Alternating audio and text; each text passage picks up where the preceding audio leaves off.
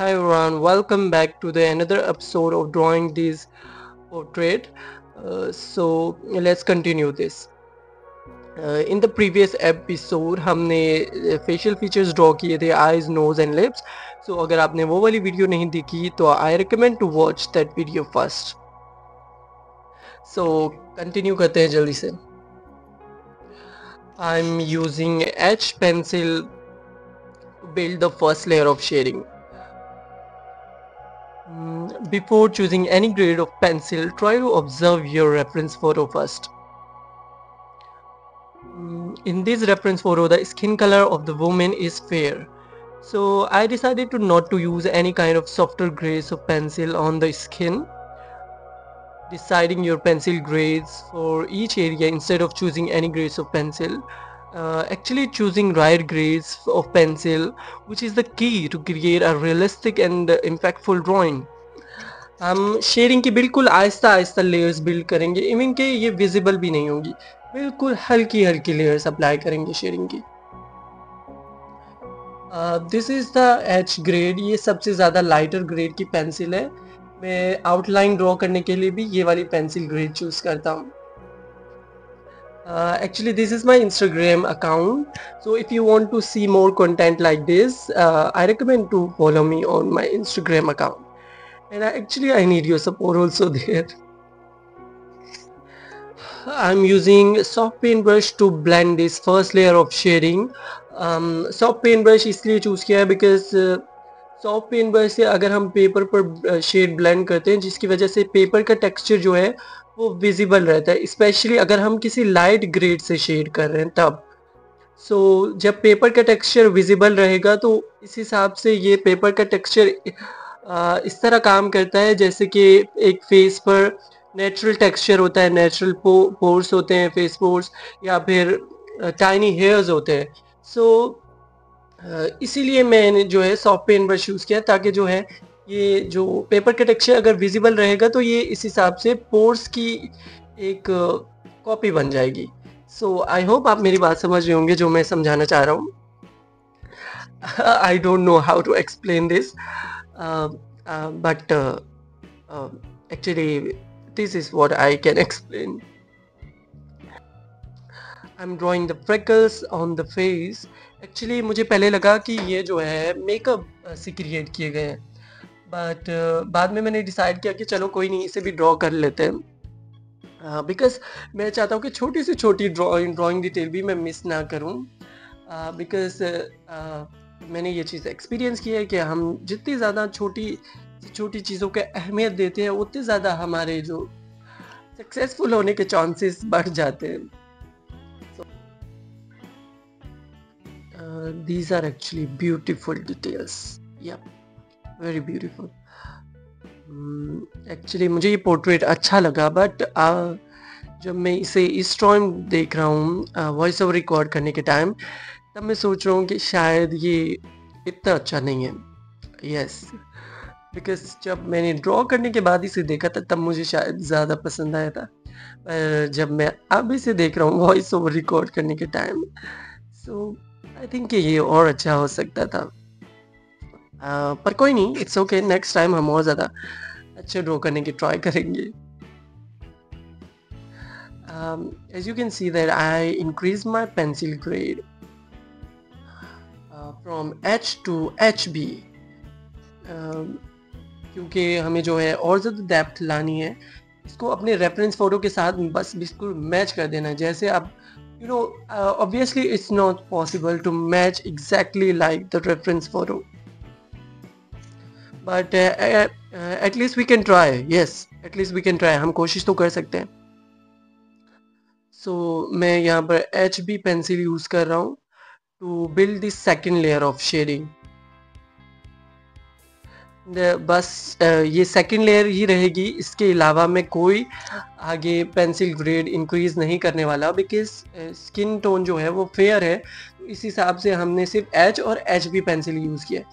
I am using soft paint brush again to blend this second layer of shading.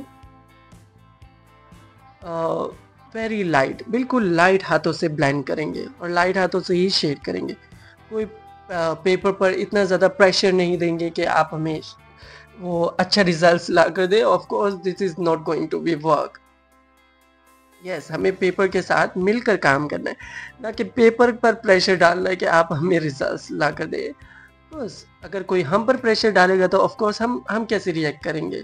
सो ऐसा सोचिए paper के बारे में, अगर आप पेपर पर प्रेशर डालेंगे तो पेपर को कैसा लगेगा, वो आपको कैसे अच्छे रिजल्ट्स ला कर दे सकता है कि नहीं।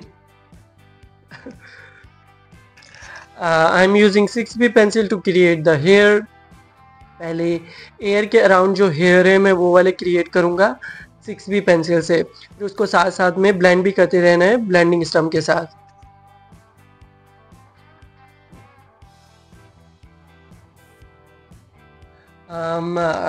As you can see that कि मैं वॉइस ओवर उर्दू में रिकॉर्ड कर रहा हूँ, बिकॉज इंग्लिश में जो है मैं ख़ुद को सही तरीके से एक्सप्रेस नहीं कर पाता था।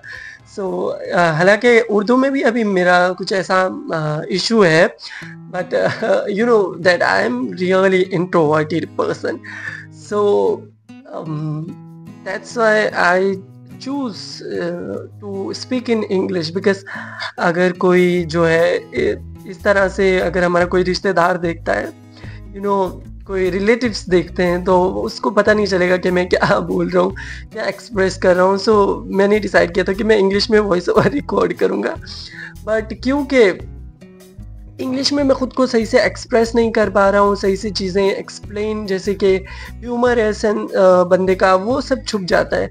सो मैंने डिसाइड किया कि अब मैं क्यों उर्दू में वॉइस ओवर करूँ ताकि आपको सही से समझा पाऊँ, अपने आप को सही से एक्सप्रेस कर पाऊँ।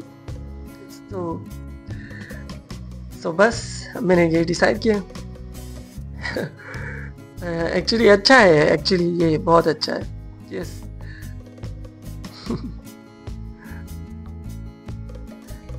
एक्चुअली में जो लेफ्ट एरिया है फेस का, वहाँ पर बहुत ज़्यादा डार्कनेस है, जिसकी वजह से वहाँ पर जो है मैं डायरेक्ट 6B पेंसिल्स के साथ शेड करने वाला हूँ।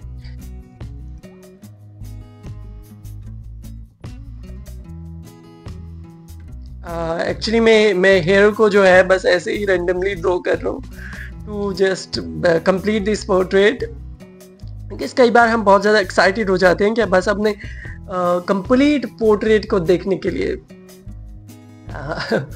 एक्चुअली में ये कभी कभार अच्छा भी होता है, बट यू नो जब आप किसी चीज़ को टाइम नहीं दे रहे हो, किसी चीज़ पर टाइम नहीं स्पेंड कर रहे हो, तो आप यू नो कैसे कोई चीज़ एक्सपेक्ट कर सकते हैं उससे। सो टाइम देना चाहिए ड्राइंग्स को, उसको अपना टाइम देना चाहिए कि वो कितना टाइम लेती हैं। यू नो आप अपने हिसाब से डिसाइड कर लेंगे कि बस इतना टाइम में कंप्लीट करना है, सो आप जैसे जैसे जस्ट बना के कंप्लीट करें, ऐसा नहीं है। बट आप उनको अपना टाइम दें कि वो कितने टाइम में कंप्लीट होती हैं। सो एक्चुअली में ये वाला पोर्ट्रेट जो है मेरा 1 हफ़्ता लगा है एक्चुअली कंप्लीट करने में। 1 हफ़्ता इसलिए लगा है क्योंकि एक्चुअली में जो है मैं सिर्फ काफ़ी कम टाइम ड्रॉ करता हूँ, बिकॉज मुझे कहीं और भी जाना होता है। एक्चुअली में आई एम अ टीचर, सो मुझे टीच करने जाना होता है।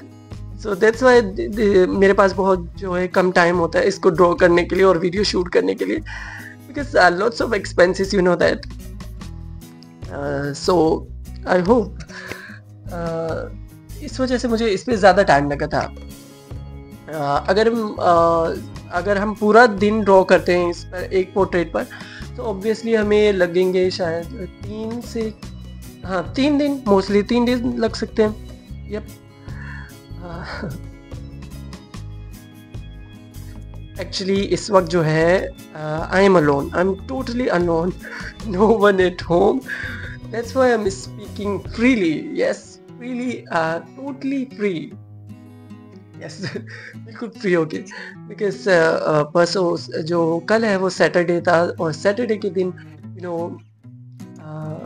Actually my family is in the house, so I am very shy person, so मैंने उनके सामने वॉइस ओवर रिकॉर्ड नहीं किया। Seriously I felt really bad, but आज क्योंकि मुझे टाइम मिला है, because no one at home right now, so I decided to do voice over. It's a good time actually for it. I try to not to forget to draw messy hairs because actually natural hair भी अगर आप देखेंगे तो natural hair के around जो है वो बहुत सारे मैसी हेयर रहते हैं. सो मैं हमेशा ट्राई करता हूँ कि मैसी हेयर्स को ड्रॉ करूँ. It's a part of natural hair actually. So how can we forget that? या मैसी हेयर्स को ड्रॉ करने के लिए मैं 6B पेंसिल का भी यूज़ कर रहा हूँ और साथ साथ जो है लाइटर ग्रेड्स की पेंसिल भी यूज़ कर रहा हूँ. बिकॉज लाइटर ग्रेड की पेंसिल इसलिए बिकॉज जो हेयर है वो बहुत ज़्यादा थिन है.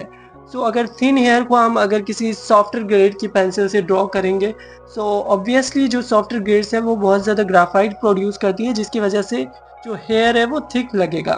सो that's why I try to use harder grades to create messy hairs.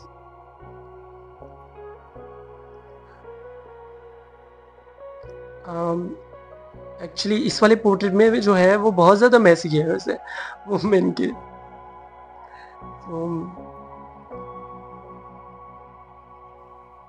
Actually this is the full portrait and actually it looks beautiful. अच्छा लग रहा है. यस. सो आपको ये कैसा लगा कमेंट में ज़रूर बताइएगा. सी यू नेक्स्ट टाइम. बाय.